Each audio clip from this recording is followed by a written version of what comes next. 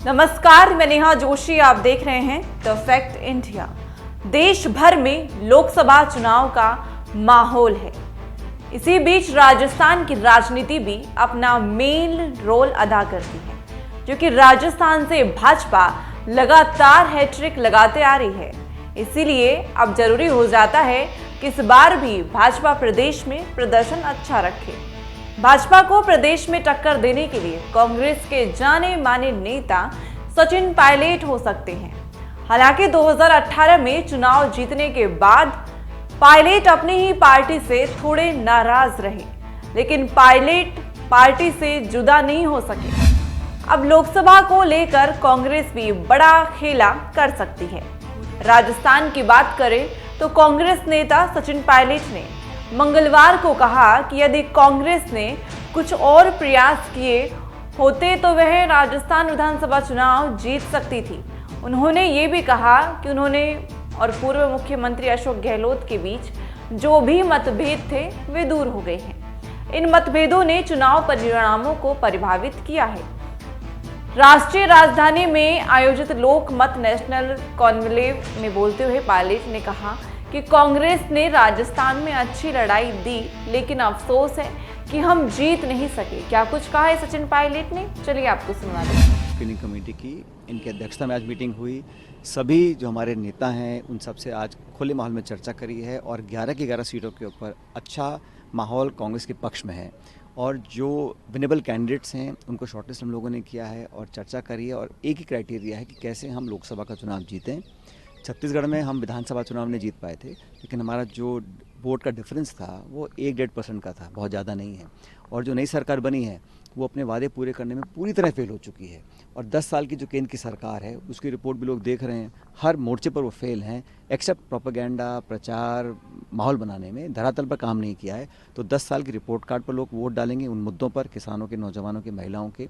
और छत्तीसगढ़ वो क्षेत्र है जहाँ बहुत से आदिवासी, दलित, मध्यम वर्ग किसान लोग रहते हैं। वो सब चाहते हैं कि कांग्रेस को हम मजबूत करें। इसलिए जो हमारी 11 सीटों पर चर्चा आज हुई है सार्थक रही है, बहुत अच्छे परिणाम आएंगे। और हम लोगों ने शॉर्टलिस्ट किए हैं जो विनेबल कैंडिडेट्स हैं, और इसमें एक ही क्राइटेरिया रखा है हम लोगों ने कि कौन सीट निकाल सकता है।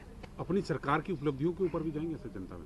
तो बिल्कुल, 5 साल तो आपकी हमारी सरकार को जो हमारी पॉलिसीज़ थी उसको लोगों ने अच्छा रिसीव किया, अच्छा मैसेज गया, लोगों ने अप्रिशिएट किया। चर्चाएं बहुत हुई, जो किसानों के लिए हम लोगों ने किया, जो वंचित वर्गों के लिए किया, वो शायद कभी पहले किसी ने नहीं किया।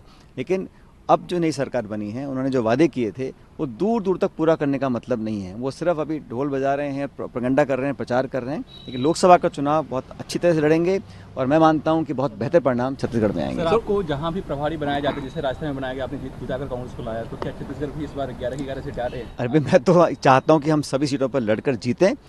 अंतिम निर्णय जनता के हाथ में है।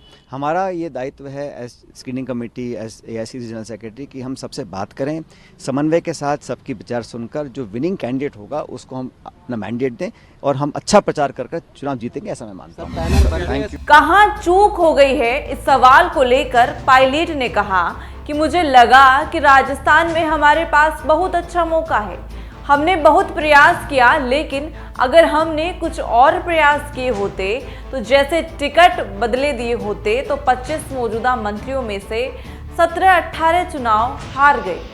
यदि हमने अलग अलग उम्मीदवार चुने होते तो शायद प्रदर्शन बेहतर होता। पूर्व मुख्यमंत्री अशोक गहलोत ने उन मुद्दों पर चर्चा की है।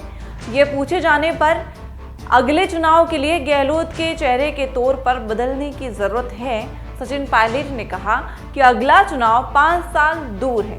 हिस्सेदारी दी होती तो सचिन पायलट ये भी कहते हुए नजर आए कि यह भी कहा कि पार्टी शायद अपने कार्यकर्ताओं का ख्याल रखने में विफल रही है। यदि हमने विपक्ष में रहते हुए किसी मुद्दे पर कोई रुख अपनाया है तो क्या जीतने के बाद भी इसे बदला जा सकता है?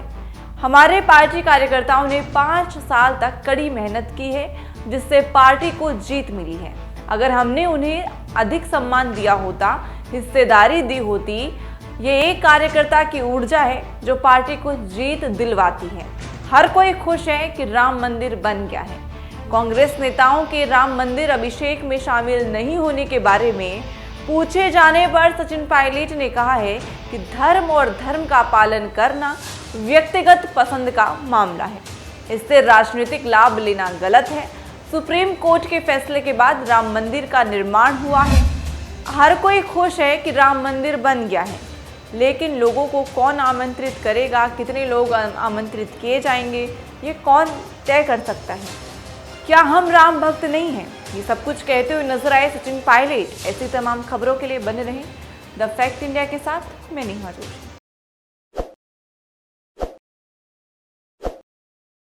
ताज़ा खबरों के लिए विजिट करें द फैक्ट इंडिया की वेबसाइट और डाउनलोड करें द फैक्ट इंडिया ऐप।